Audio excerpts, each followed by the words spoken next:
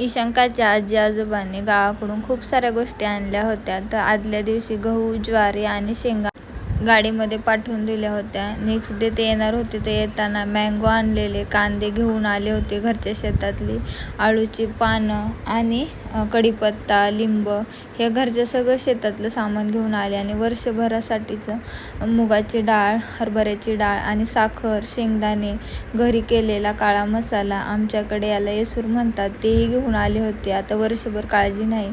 ओल्या शेंगा भाजून खाण्यासाठी आणि उकडून खाण्यासाठी ईशांकासाठी घेऊन आले होते.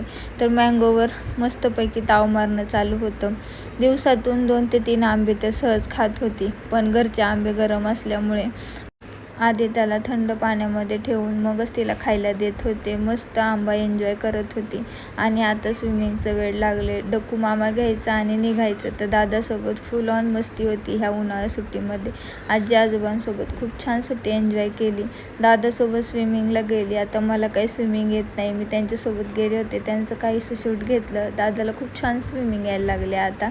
आणि 3 जणांनी यांनी खूप सारी मस्ती केली. ईशांकाही खूप छान एन्जॉय करते.